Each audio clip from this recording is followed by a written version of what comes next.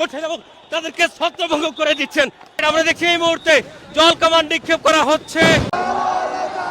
ইমতিয়াজ, আমরা এখন প্রথম আলো কার্যালয়ের আমরা সবাই হাতি হব, যুগে যুগে লড়ে যাব। ইনকিলাব ইনকিলাব, অপ্রশ্ন সংগ্রাম।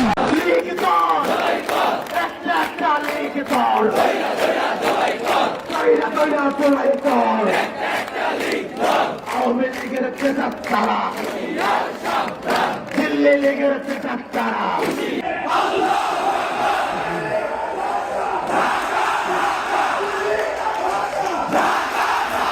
দেখতে পাচ্ছেন ব্যারিকেড ভেঙে ফেলার চেষ্টা করছেন। দেখতে পাচ্ছেন যে ছাত্র জনতা ইতিমধ্যে ব্যারিকেড ভাঙার চেষ্টা করছেন। আপনাদেরকে যেমনটা দেখানোর চেষ্টা করছি।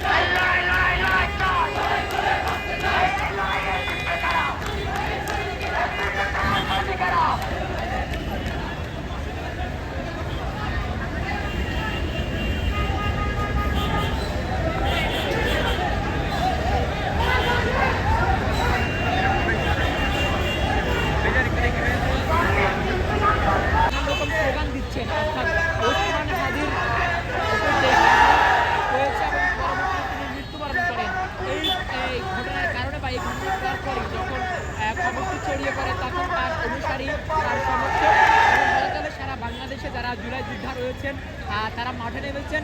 এবং আমরা দেখতে পাচ্ছি চট্টগ্রামের ঠিক একই চিত্র। চট্টগ্রামে রাত 11টার দিকে জুলাই আন্দোলনে যারা রয়েছেন তারা মাঠে নেমেছেন এবং তারা এখানে 2 নং গেট এলাকায় জড়ো হয়েছেন এবং কিছুক্ষণ পরে তারা ভারতীয় চট্টগ্রামস্থ যে ভারতীয় হাই কমিশনের ভবন রয়েছে অর্থাৎ যেটি অবস্থিত তারা সেই অভিমুখে রওনা করবেন এবং এখান থেকে তারা প্রস্তুতি নিচ্ছেন।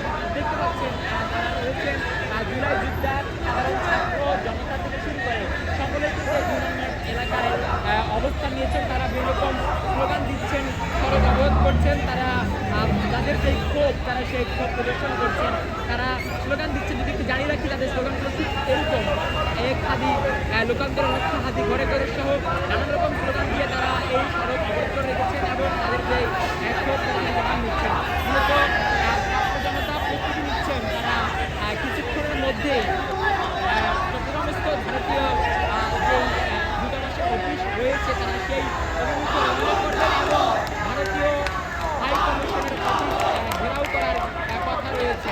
এই মুহূর্তে তারা চট্টগ্রামের 2 নং গেট এলাকায় সড়ক অবরোধ করে তারা তাদের যে বিক্ষোভ, তারা সেই বিক্ষোভ প্রদর্শন করছেন।